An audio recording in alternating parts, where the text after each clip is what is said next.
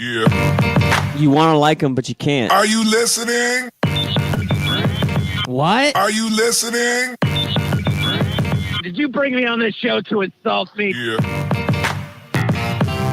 That's what I'm saying. That's what I'm trying to say. Yeah. Hey, y'all don't want it with us, man. You straight gangsters over here, Straight man. gangsters.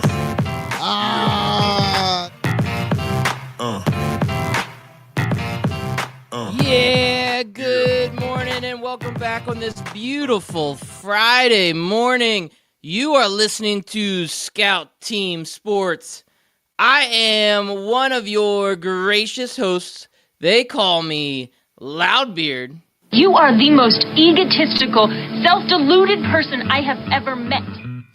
And all of that is true. And the man on the other microphone is the great Patriot himself. We call him America.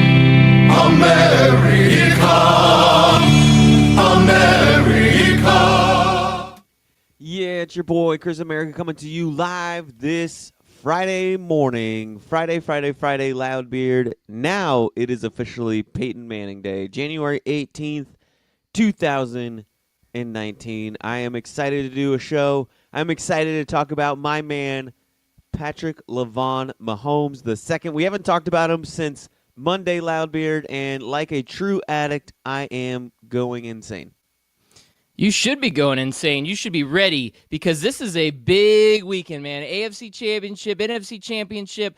We have some great football ahead of us, and this could be the Patrick Mahomes era, the beginning of it, the crowning, I guess, introductory moment where he wins his first AFC Championship game. And a guy that is his coach, that is one of the best coaches out there in Andy Reid.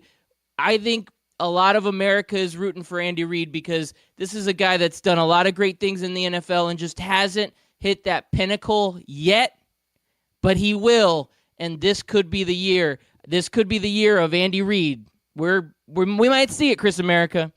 We might see it in Loudbeard. Tell everybody what Andy Reid inspired you to do today.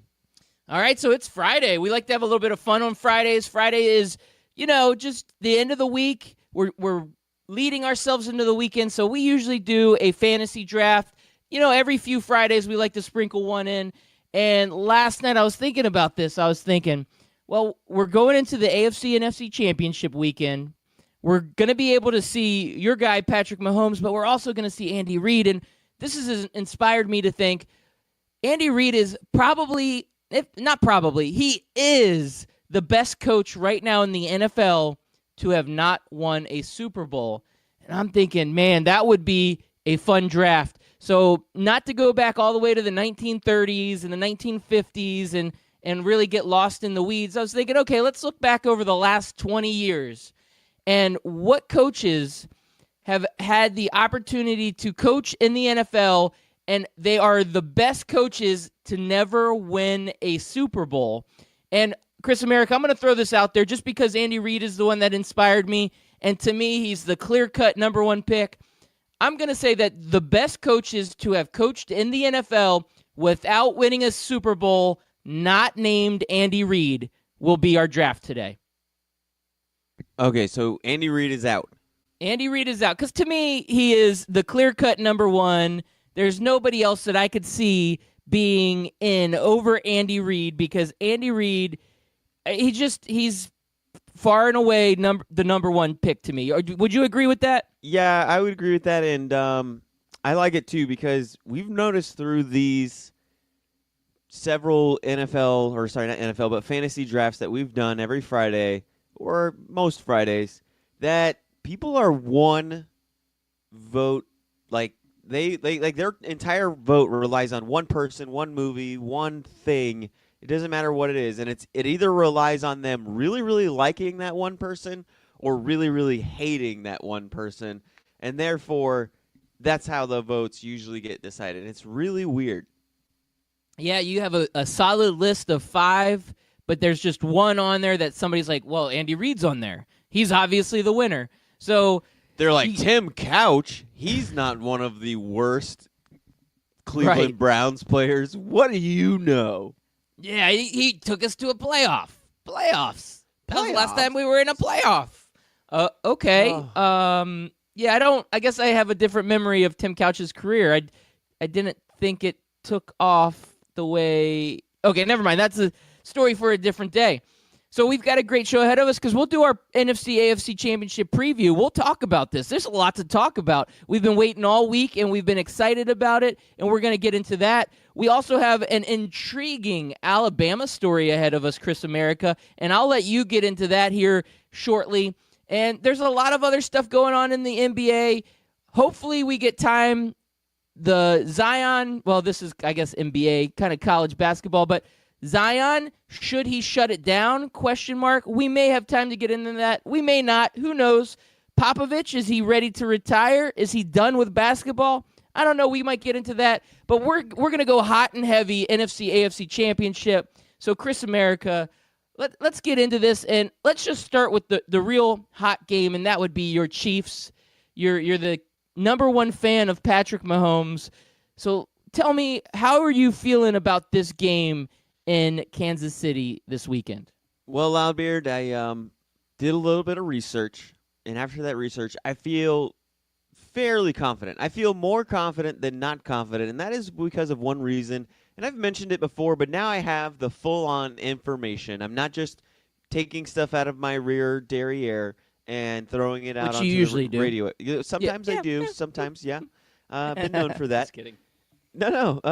And then I looked it up, and I found out that out of Tom Brady's amazing playoff career, he's 28-10, right? Yeah, that's very impressive. He's played in 38 total playoff games, but only 7 of those games have come on the road, which to me just tells the whole story about how dominant the New England Patriots have been, that they've played in 38 playoff games since Tom Brady's been their quarterback, and only 7 of those playoff games they had to go on the road to do it because their records said they had to go on the road to do it. So they've had home field advantage almost every year. It's crazy. That is crazy, and that has been part of their success, right? Because in Gillette, they are almost an unstoppable force. Very rarely do they lose on their home field, especially when it's playoff conditions. And this is part of what Tom Brady has done. He's gotten that advantage, and when they're talking about him being an underdog, that became a story this week. Oh, New England is hardly ever the underdog, or they haven't been the underdog in the AFC Championship game in ever, or, there's some crazy stat out there that a lot of the media and the talking heads are talking about. Well, guess what? You're not on your home field this weekend, Tom. Tom Brady, Tom Terrific. I know you're the GOAT. I know you're the greatest. Robert Kraft came out and said, oh, Tom Brady's the greatest of all time. Of course you're going to say that. You're the owner of a franchise where the man has brought you to 8 Super Bowls and won you 5, and you're going to tell me that he's not the greatest of all time? We're not surprised. But Tommy Terrific, guess what? You're going in to Arrowhead, and this is a completely different story. Well, Loudbeard, we're going to go next level stats on this one. Yeah, next gen. Next gen stats. So he's got 10 postseason losses, right? We know that 3 of those have come in the Super Bowl. So that's three games away from the confines of Foxborough that he's lost. But those are neutral site games. Those don't really count. What's really striking for this weekend, what really matters, is that 4 of his other losses have come away. He's lost at, I think he lost at the Steelers. He's lost at the Ravens. So he is actually 3-4 on the road in the playoffs. He has a losing record on the road in the playoffs, and 70% of his losses come from not playing in Foxborough. So that tells you a whole lot about what are the chances of Tom Brady losing this game. And they're pretty good. They're pretty good if history tells us. And I like my chances with Patrick Mahomes. All right, so we're talking kryptonite here, right? We're talking Tom Road Brady's game kryptonite. Ooh, yes. And Patrick Mahomes, he seems like he plays pretty well at home. He seems like he's got a little bit of a knack to do great things when he's on his home field. Yeah, he's a high-energy guy already. So guys like that always feed off of a home crowd, and there's It's really hard to find many home crowds that are as electric as Arrowhead. Man, that stadium gets rocking. Those people show out. Kansas City fans are some of the most diehard fans in all of the NFL and all of sports, really. And I'm excited for this game. I really wish we didn't lead off with this game, but I am excited for the Rams Saints game. But I do know this though, even with Tom Brady's record and Bill Belichick's record away, because it's his record too. You still got to fear these guys. You can't take nothing for granted. You still got to play your A++ game. Why did you not want to start out with this game? This is the headline. This is the one that grabs our audience in so that they say, wow, scout team's bringing the heat this morning. And you hook them, and then they stay for the fantasy draft. And the whole show just it pulls together. Go ahead. Albert, when I eat Lucky Charms, I generally I try to save as many marshmallows towards the end. I save the best for last. Okay. I can see where you're going with that. Like a good movie, the plot twist is always at the end, right? Yeah. Like an M. Night Shyamalan movie. That's where all the money's at, right? That very end. Okay. The money shot. Okay, you took it too far. The Arrowhead, we're going to talk about this Chiefs game because Arrowhead is not going to have the greatest of weather, and this has been I've heard this 1,000 times, and I hate to even talk about it, but it's supposed to be like 5 degrees and snow. Do you think that creates an advantage for either of these teams, or do you think we're going to be on the even level because New England's in a cold area, and they've had to deal with snow in the past, so how do you feel that this helps or hurts either of these teams? No, I think this makes it a wash. To be honest with you, I don't think either of these teams. If this was, the Colts coming back, or I'm trying to think of any other AFC teams like Houston, Miami, Jacksonville. These are all AFC teams that would probably LA Chargers. These are all AFC teams that I think would struggle in there, but. The Ravens, the Patriots, the Steelers, this is all their kind of weather, too. This is where they have the advantage. So this is kind of a wash for both teams. They both play in these kind of elements all the time from November through January. So this is nothing new for either of these teams. Okay, I'd have to agree with that. Now, you talked about the home field advantage in Arrowhead. I think there's also another element to that. And you had mentioned this earlier in the week, but how long has it been since they've had an AFC championship game in Arrowhead? 25-ish years? An AFC championship game, you got to go back to forever because it's never happened before. Okay, so never. That's what it was. Yeah. Okay, so I'm looking back to forever. And you got to go back to January 29th, 2000, forever ago.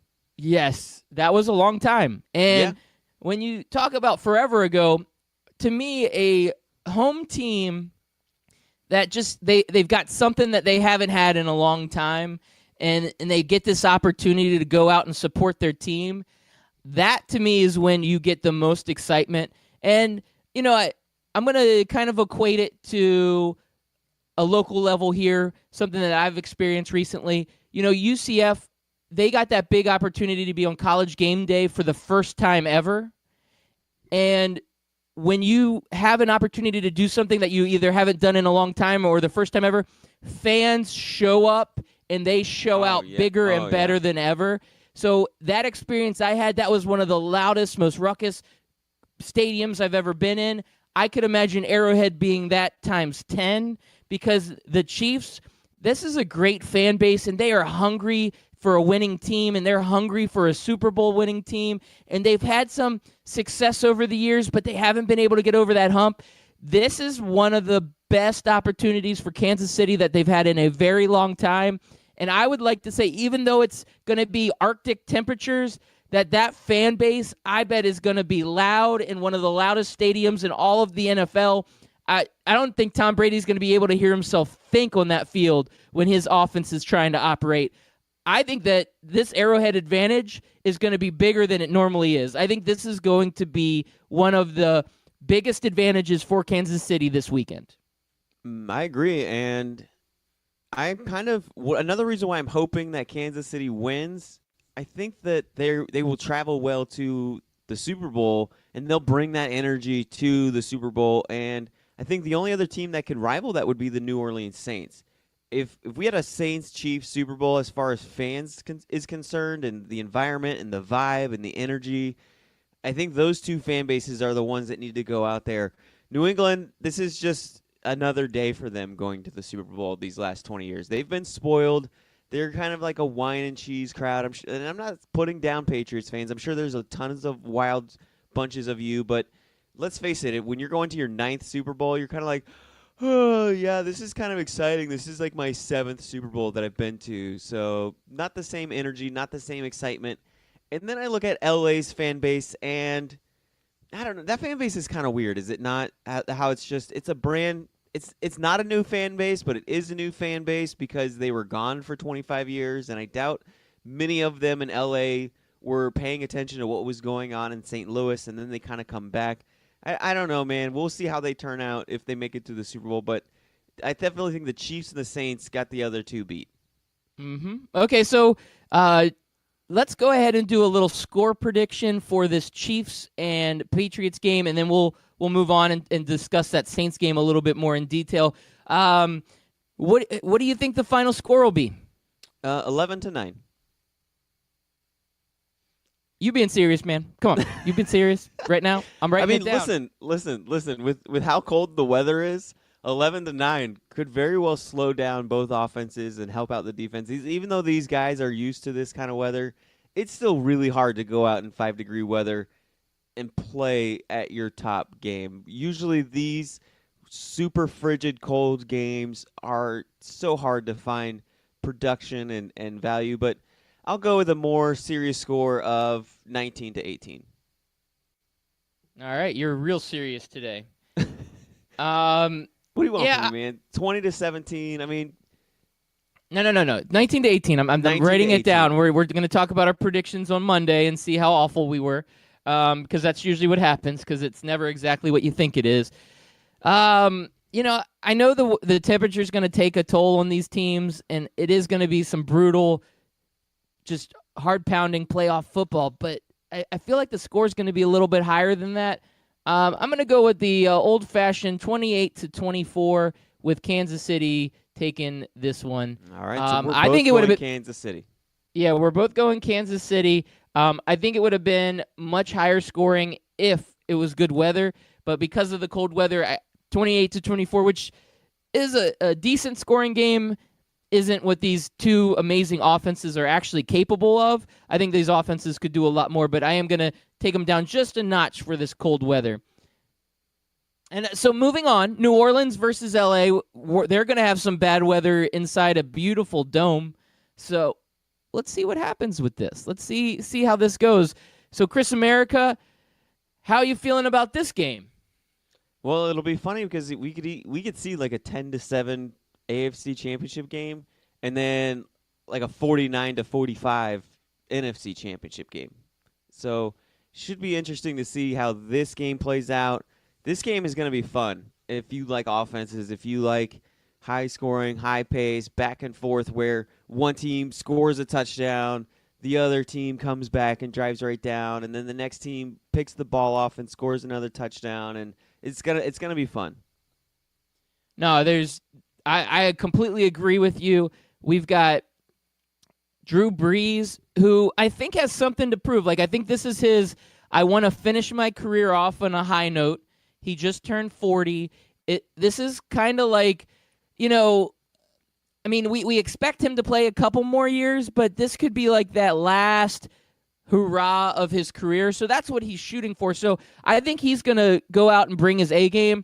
Now, I am a little concerned because I feel like that New Orleans Saints offense had sputtered a little bit in the last couple weeks. It's not that same offense we saw early in the season.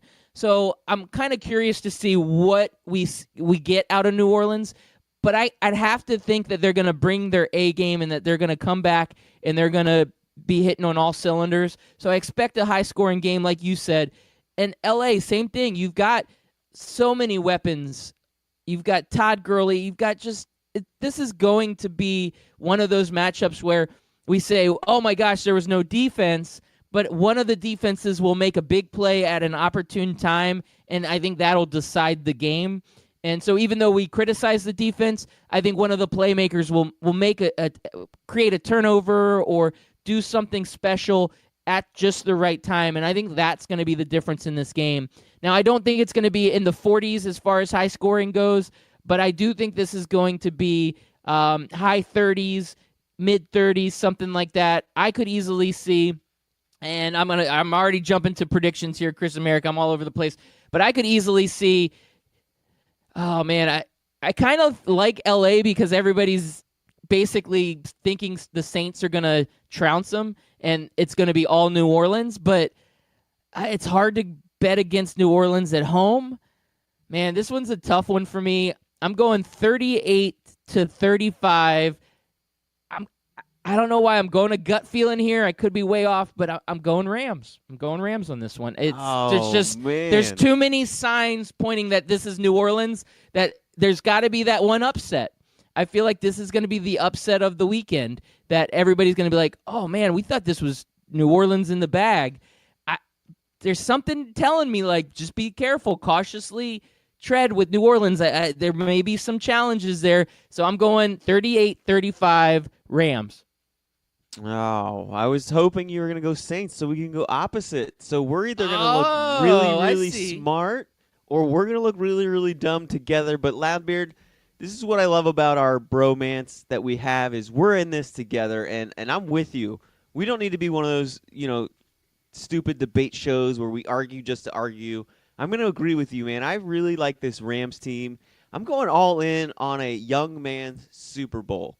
And that's what we're going to get. We can either get a young man's Super Bowl, or we can get the old man's Super Bowl. And if that happens, AARP, step up your game. Sponsor that Super Bowl. You got two 40-year-old quarterbacks playing in the Super Bowl, something that's never been heard of before. You would never even hear of like one 40-year-old playing a Super Bowl. And here we'll have two Super Bowls where a 40-year-old has played in each of them at least once, and now we're getting two. It's insane, man, how good these guys have been.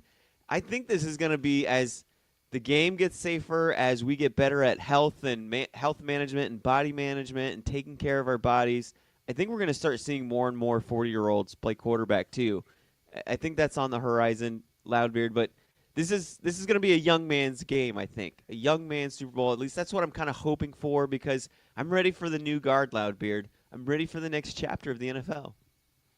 You should be ready for the next chapter. It's time. It's time for us to get something new and something different, and I'm ready for that. And I'm Tom Brady'd out, as is most of America, so that's an easy one to say we're moving on from. I hate going against Drew Brees because he seems like such a nice guy. He really does. He seems like such a nice guy, but there's just something in the air tonight that tells me that the Rams are going to squeak this one out, and it is going to be the young man's Super Bowl. Yeah. But Chris America, I apologize if you said it, but what was your score prediction? Oh, I did not say it. I'm going to predict a 44-39 game. Okay, I like it. So you're going a little bit higher on the higher end than I am, and that is okay, because that could easily happen. When you're in a fast dome, there's a lot of scoring that can happen, scoring that'll happen quick, and it'll probably happen often. So good score there. And All right, man. I got a lot of guys, like, I got at least two-point conversions tried in this game. Okay. Just because I feel like Sean McVay, Sean Payton, they're the type of guys that throw out the kitchen sink at you, and I see some a little bit of like out there play calling to try to get this game won. A little bit of aggressive play calling, Loudbeard. And we mentioned the old guys versus young guys. I kind of wanted to say this. You remember the Attitude Era of the WWE? Yes, I do. It was a much-needed time. The Hulk Hogan's of the world, the Bret the Hitman Harts of the world, they kind of ran their course. They got stale, and we needed The Rock. We needed Stone Cold Steve Austin. We needed Mankind, and that's what we need now in the NFL. I feel like, as much as I love Drew Brees and Tom Brady and Phillip Rivers, it's time to go, guys. We need the new blood in to bring in new energy, new life. We need the next legacies to get started. And I agree with you 100%. It is time to move on with the young blood. And same thing with the coaching. You got Sean McVay. That is the young blood in the coaching circles. Love to see him get his opportunity. Yeah, you got Sean. Well, you get the old guys in the AFC and the younger guys, because Sean Payton, I think, is 55, but that's a lot younger than Bill Belichick and Andy Reid. Yeah, it is. It is. Now, we talked to NFC, AFC. I'd like to get into a couple stories before our commercial break, because after the commercial break, we have a great fantasy draft ahead of us. But Chris America, you shot me over a pretty fascinating Alabama story. I'm going to let you run with this one because I think our listeners would love to hear it. Well, Alabama it's hard to say Alabama's falling apart at the seams because they don't fall apart at the seams, right? We've seen it before. We've tried to say, like, oh, they lost this quarterback, they lost this defensive end, they've lost this coach, they've lost that coach. Maybe they're going to see a downfall, and then Alabama just comes back and rolls through the SEC again, and they're in the playoffs every year in and year out. And we see the same with the New England Patriots. You know, oh, Gronk is having a bad year, so therefore the Patriots suck. Tom Brady's 41, the Patriots aren't going to be good. And then, lo and behold, where are the New England Patriots again? They're back in the AFC Championship, like we expected, kind of, even though very possibly in the Super Bowl again. So, but this year for the Alabama Crimson Tide, there is only one coach left on staff from the 2017 staff, and half of his staff from last season, this very past season, from the season that ended 3 weeks ago, half of that staff is completely gone. But the one guy that it's kind of been a little weird, it's been a little different, is, and now I should have brought up his name, but he left for the Miami offensive coordinator job. He was the quarterback coach. He was expected to become the offensive coordinator when Mike Locksley left, and they went to a meeting. They had their normal day. Everybody's coming to their coaching meetings, and, you got the new linebacker coach and the defensive coordinators there and the defensive line coach is there and the wide receiver coach is there, but somebody's missing. That's okay. We'll give him 5 more minutes. It's okay if he's late, although I'm sure Nick Saban does not think anybody being late is okay. 5 minutes go by, 10 minutes go by, 15 minutes go by, and I really wish I had my phone on me because that's where I have that story. Maybe you can look it up while I'm giving out the story, Loudbeard, for me. But yep, it's Dan Enos. Enos, there it is. Yep, he's the new offensive coordinator of Miami. Yep, so he's doing good. Nick is like, where the F is Dan? Where is he? So, this is an actual quote. It says, yes. Where the F is Dan, and yes. That is exactly what Nick Saban said. This isn't paraphrased. This is a direct quote. This is a direct quote from people inside that room. So then, of course, you go, hey, grad assistant, you over there, that guy that I don't know your name. Like, truly, I don't believe Nick Saban knows any of his grad assistant's name.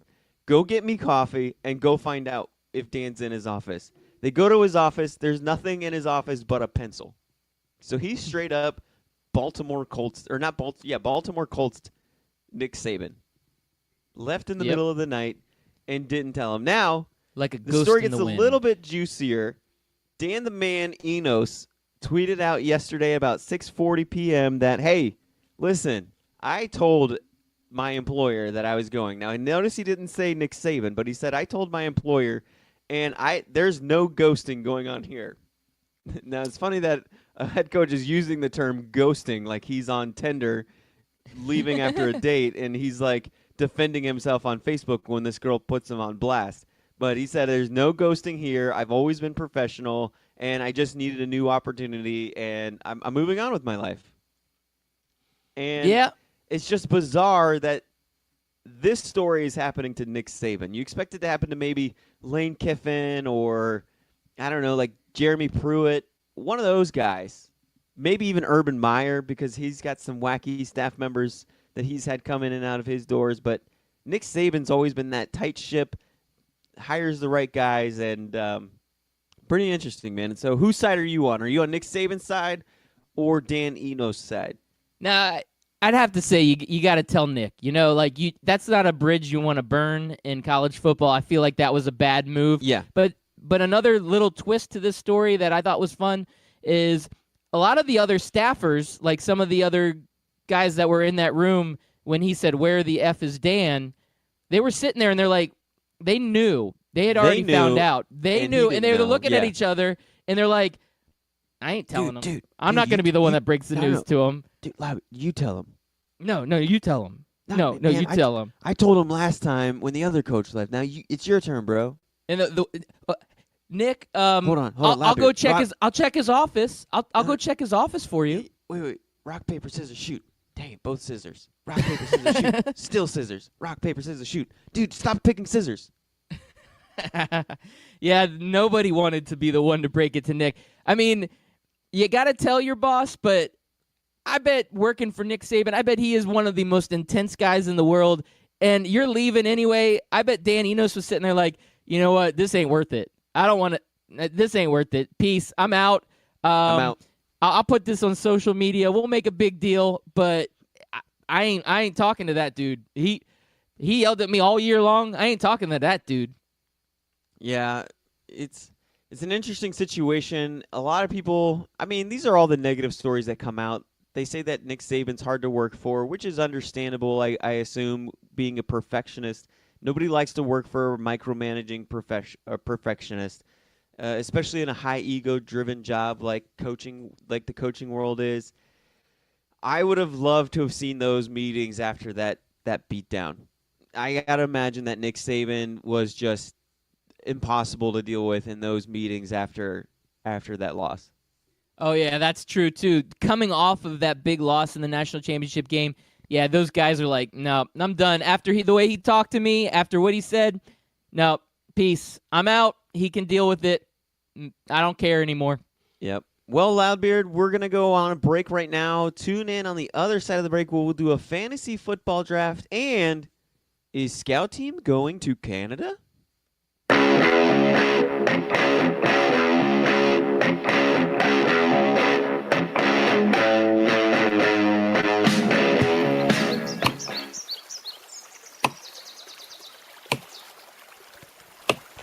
When I'm working hard, I build up a thirst for sports. That's when I grab a cold 12-ounce sports radio.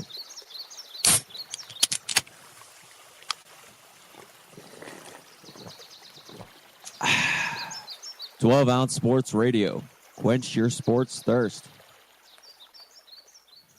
Scout Team listeners and friends of the show, I've got something special for you. It looks like 12-ounce sports radio has done it again. We have partnered with Rally House. You just go to the website, 12ozsportsradio.com. Click on the banner on the right side of the page, and it will take you directly to Rally House. Rally House has some of the greatest, most unique sports items for that diehard fan, casual fan, and anybody and everybody out there that is special in your life. So go ahead and check it out. Once again, go to that website, 12ozsportsradio.com. Click on the banner to the right of the page, and you will get taken to the best sports merchandise website on all of the interweb. Ring Central features all-in-one phone, messaging, and video conferencing. It's easy to use with unparalleled security. Ring Central simplifies things so you can grow. Call Ring Central to speak with a representative about a price for your growing business at 877-779-3860. Again, that's 877-779-3860.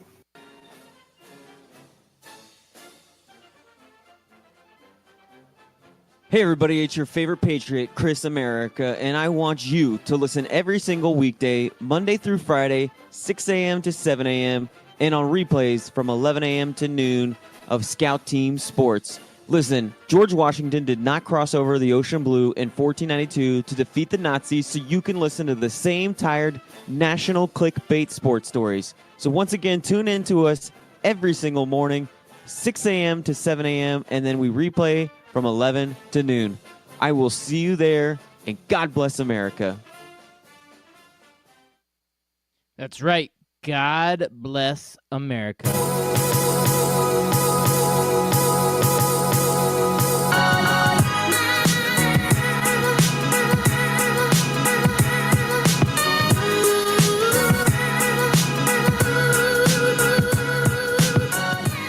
Well, we want to thank all those listeners out there for listening in to Scout Team Sports. Welcome back. We have a great show ahead of us to finish out that last half hour, and we are excited about it. But you can always catch us. If you do not catch the live show, you can always catch us on a podcast. That's right. You can check out our website, scoutteamradio.com, or you can go to anywhere you find podcasts, including Apple Podcasts or Spotify Podcasts. Additionally, we do go live. We're hot and we're live. We go live Monday through Friday, 6 a.m., and replay on at 11 a.m. on 12-Ounce Sports Radio. You can listen to the radio station on TuneIn. Download the TuneIn app and listen and search for the 12-Ounce Sports Radio station and listen to us every day, 6 a.m. and at 11 a.m., or you can just go to 12ouncesportsradio.com. Also, if you want to get interactive with us, make sure you hit us up on Twitter, at Scout Team Radio. Tweet at us. We love to hear from you, and we get to talk about your topics, your subjects, and maybe read your tweet on the air. Who knows? We do all of that great stuff, but God bless America, Chris America, but there's also another country out there that we bless, and God bless Canada. But why do we bless in Canada? You'll have to wait and see, because at the end of the show, we have a huge announcement for all of our listeners. Are you excited, Chris America? I am excited, Loudbeard. We've always been a fan of Canada. We've confessed our love multiple times on the show. You've been to Canada since we've been on the show or been doing the show, and it's a great country. It's one of the best countries in the world. It's America's hat, and I love it. Canada's a great place, and I only have good things to say about you, Canada. But with that being said, we're going into our Fantasy Draft Friday. So this fantasy draft, this is a little complicated because there's some caveats here, but the best coaches to have coached in the NFL without winning a Super Bowl, not named Andy Reid. Do you understand the rules here, Chris America? I do understand the rules. Now, who's going first? I don't really care either way, so if you would like to go first, you can go ahead. Okay, and we're just going to go back and forth. We're not going to do the snake draft? No, snake's better with like 3 or 4 people. With 2 people, back and forth's better. All right, well, Loudbeard, the first name I want to get off of the board, and first of all, there was a lot of coaches that coached in that time period. So we're going from 1999. You had to be an active coach from 1999 to 2019. Some of the coaches that coached in that time frame that have won a Super Bowl, but they didn't win in that time frame, was guys like now I lost him. Bill Parcells coached in that time frame. Mike Ditka coached in that time frame.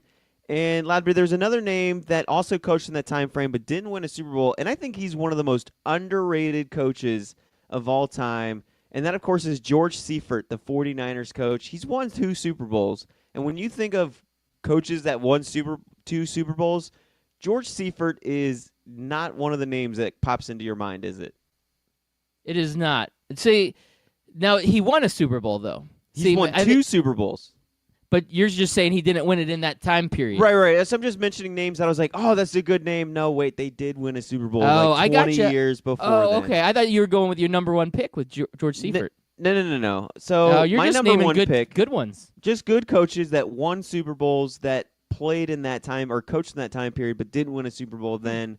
And I wanted to pick them, but they've won a Super Bowl prior to that, so we can't. But there was a name that coached in 3 decades of football, and he played at 3 or coached at 3 different teams. That, of course, is Marty. No, where did he go? I just lost him. Marty Schottenheimer? Is that where you're going? Marty Schottenheimer. Yes. No. Yes. The San Diego Chargers Chris coach. Yeah, he coached for the Redskins also. Did he? Yes, he did. Yes, Marty Schottenheimer is the guy I wanted to go with. Sorry, I have a whole list of names. I should have written them down. But Marty Schottenheimer coached for the Cleveland Browns. He was 44-27 there, which is a fantastic record for Cleveland. He coached for the Kansas City Chiefs, where he won over 10 games most of the time and went 101-58. Then he coached the Redskins for a year. They didn't like him there going 8-8. You can't go 8-8 at the Redskins, can you, Loudbeard? No, and that's when Daniel Snyder had just purchased the team. And being a new owner, he thought it was like you're at Super Bowl or bust, and I don't think they gave Marty Schottenheimer a fair shake and didn't give him enough opportunity to take that team further. So after 8-8 season, they let him go too soon. It's kind of a tragedy, honestly. Yep, and he then went to San Diego, where that was probably his most disappointing stint. With his whole resume, you expected him to do a lot better, but he only had 2 seasons, and he was 47-33. But overall, he's 200, 126, and 1. And don't forget, he won a UFL championship in 2011. Yeah, the UFL. That's big timing right there, man. Beat the Las Vegas Locomotives. All right, so for my number 1 pick, you did a good job, I would say, with that one, because I would probably have gone Marty Schottenheimer. That was an excellent choice there, number 1. So I'm going to look at a guy that had plenty of opportunity, but just never quite did it. He just never quite did it as a coach, and that would be Dan Reeves. Now, Dan Reeves last season was in 2001, and so most of his coaching experience was before 99, but he did coach in 2001, and he had opportunities to go to the Super Bowl. He had opportunities as the coach of John Elway. He went to 3 Super Bowls with John Elway and just was not able to get over that hump. He was a great coach, and he went to several Super Bowls. He just never won one. So Dan Reeves is going to be my number 1 draft pick. I like that one. Loudbeard, I might have to do you dirty on this one. Uh-oh. Am I allowed to do you dirty? I think you're going to do what I think you're going to do, because I have one that I was going to do you dirty on, so let's hear it. Just do it. Well, then I'm going to get out of the way. I'm going to take Sean McVay. Oh, okay. Okay. No, that wasn't the way you were going to do me. Well, so since I did you dirty a different way than you're going to do me dirty, I guess we could do each other dirty. This is a family show, Loudbeard. What are you talking about? Yeah, I'm going to do Sean McVay, man. He was an active coach within this time frame. Yes, he's young, but if we're going with best coaches, I feel like Sean McVay is one of the best coaches in the last 20 years. Okay, well, I was going to wait till my last pick to do this, but since you're going to do me dirty, I'm going to turn it around, and I'm gonna manipulate the rules a little bit with this one, Chris America. Manipulate him. All right, I'm going to go number 2. I'm going to go Nick Saban. Why is that manipulating the rules, though? Because it said who was the best coaches that had never won a Super Bowl that coached in the NFL.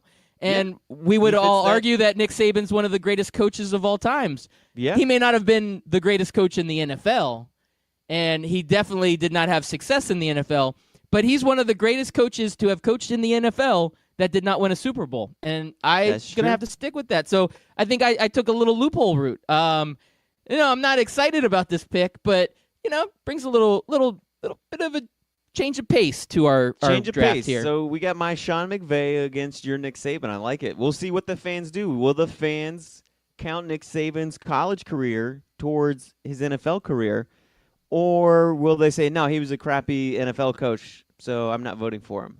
So I think we're both taking risks, because a lot of guys and gals might say, oh, Sean McVay's only coached for a year or 2 seasons. We don't know anything about this guy. Yep. Yeah, we're jumping out on a limb here. So, hey, that's how we roll. We're the scout team. We're the scout team. All right, you're up, sir.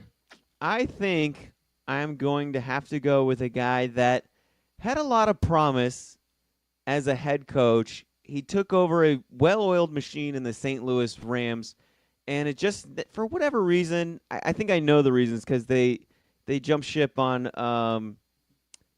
Kurt Warner, and then I'm trying to think of that quarterback that they just force-fed us the whole entire time and just never lived up to Kurt Warner's shoes. But who was the St. Louis Rams quarterback? Well, there was Warner Mark left? Bulger, and then there was Sam Bradford. Then it was Mark Bulger. Definitely wasn't Sam Bradford during this time. I'm going to go with Mike Martz. Wow, I like it. Mike Martz, he was a very, very good offensive mind, and just had some challenges in the head coaching realm, but awesome coach. Great pick there, Chris America. I like your style there. So I'm looking at coaches. I've got a list here of coaches that have gone to a Super Bowl but did not win that Super Bowl, and I've got I a think you're couple on here. I think you're going to take one of my picks. I've got 3 or 4, and All right, let's see what you do. oh man, yeah, I love this guy.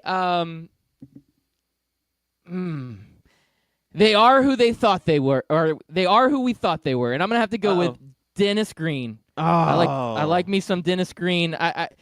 I've always liked him, and when he coached the Vikings in the was that the 98 season? Now he coached in the 2000s, so he qualifies here. But when I look at some of his coaching performances, he had some great coaching performances, and I always liked the guy. He brought a lot of fun to the sport. So Dennis Green, I'm throwing him on there. All right, I like that pick. You said you love that guy, but do you love him as much as I love this guy? I love this guy so much. Tim Tebow doesn't qualify. No, he's not a head coach. You could say I love this guy so much that I lovey this guy. Ooh, good choice. I'm going to go with Lovie Smith. All right. Okay, I like the Lovie Smith pick. You're doing good here. I'm going to have to go with a guy that is endeared to me. He won some Super Bowls as a coordinator with the Dallas Cowboys. He also coached for the Redskins. He coached for the Chargers. I like me some Norv Turner. I think Norv Turner is an underrated coach and has a lot of success in the league. So going some Norv Turner. Some Norv Turner. Oh, man, I was looking at him too. What pick are we on now, Loudbeard? We're on pick 5. I've got a long enough list. We could go 6 or 7 or 8, whatever you want to do, Chris America. How far you want to go on this? 5? Let's just go 5 because we got about 10 minutes left of the show, maybe a little bit more. Oh, Loudbeard, do I want to try to get the Cleveland fan base on my side? No, I don't think his record's good enough, and I don't know how strong of a Cleveland fan base I have. So I'm going to leave that coach to you if you want him. We're getting down to the nitty-gritty because I'm looking through this list of coaches, and it's a lot of guys that were good but not great, but that's why they didn't win Super Bowls. I'm going to do it, Loudbeard. I'm going to go with another guy that I feel like just never got a fair shake at coaching. He's always posted decent records, but never anything great. I'm going to go with Jack Del Rio. Oh, wow. Yeah. I've always liked Jack Del Rio. He's always had a place in my heart, and I just feel like he's never had a GM to support him with a team to do it. But the fact that he took Jacksonville to 2 playoffs and the Oakland Raiders to 2 playoffs, I mean, we saw what the Oakland Raiders were before, and now we see what they are after, and I just feel like he's a good coach. Yeah, Jack Del Rio, I always thought got not a fair shake over in Oakland. He did a great job, and I don't know why they were so concerned about moving on. I guess that whole John Gruden effect. They wanted John Gruden so bad. Wow, my list, I'm looking back at it. I'm trying to see where I should go with this. I've got like 4 or 5 names on here, and this is a tough pick. I gotta finish strong, right? Gotta finish strong. I'm gonna go. You know what? Let's just do it. Jim Harbaugh. Why not? Oh God, good pick. That is a great pick. All right, you got any? Who was your next on the line there? Who else would you have picked if you had another choice? Well, it would have been a dangerous pick, like your Nick Saban pick would have been. It would have been far more dangerous than that. It would have been, of course, Steve Spurrier. Steve Spurrier is definitely on that list. Another wild card pick that would have been like unsafe but funny to put on there is, of course, Lane Kiffin. Got to get on the Lane train from time to time. Romeo Cornell. He just was always a guy you liked to root for. He always said all the right things, but just could never get the job done as a head coach. And then my favorite coach to quote all time is Mike Singletary. Mike Singletary says all the right things. You put him in front of the mic, and he's got that coaching speak. I always use this GIF a lot on Twitter and everything, and it's the "I want winners" GIF.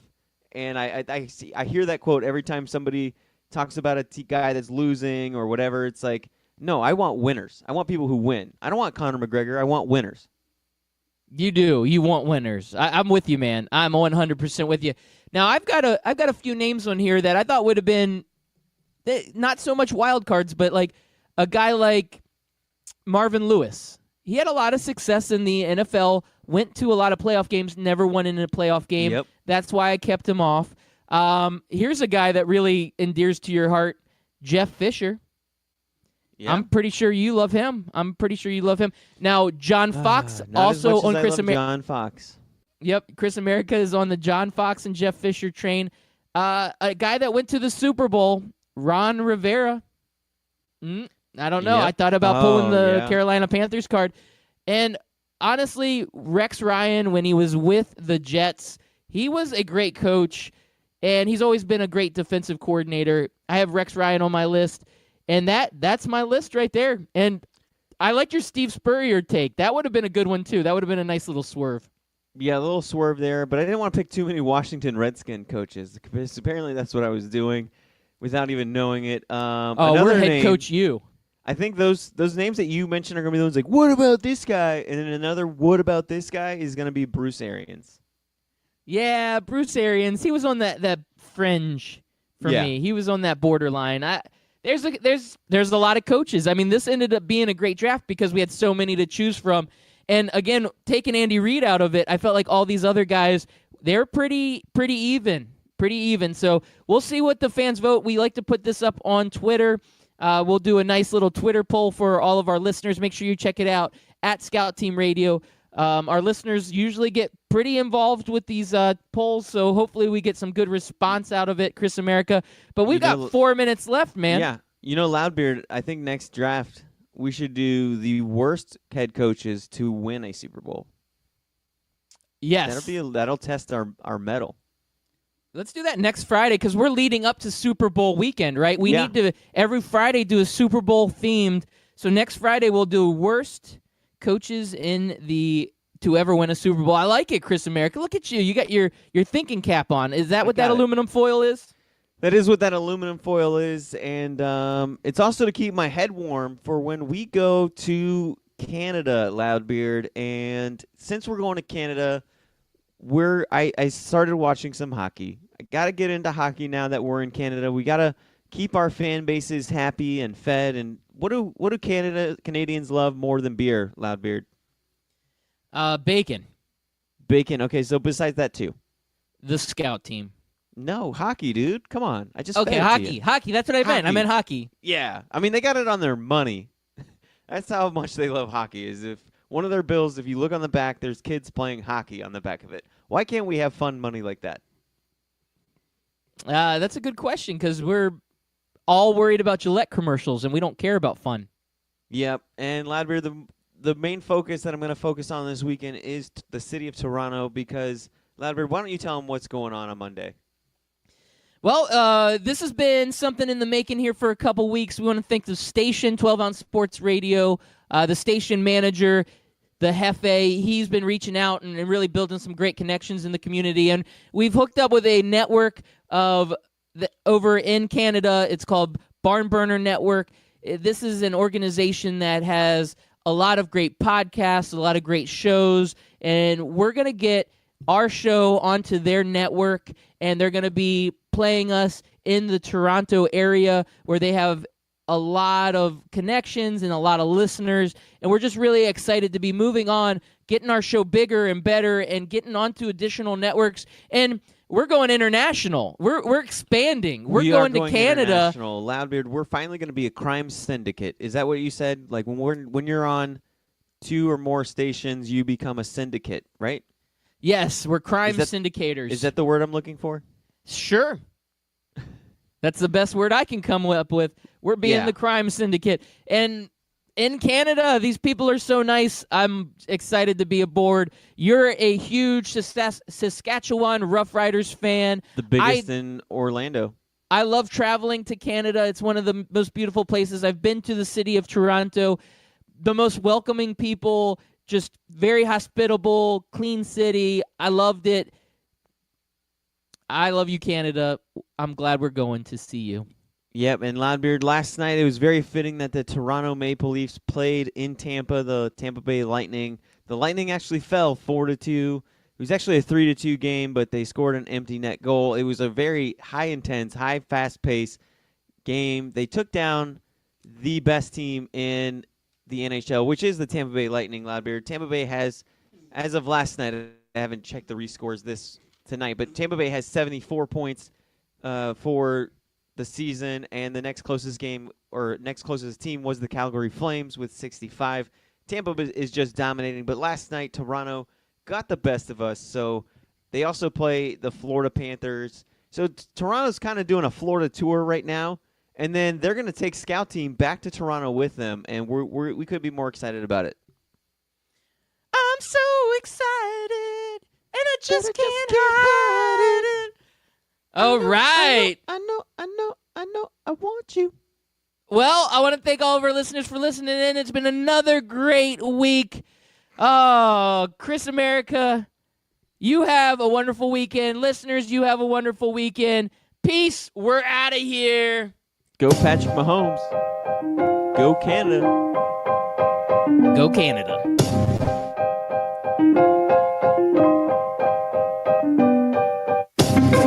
I'm just like listening to this music and jamming out. Yeah, I'm headbanging right now.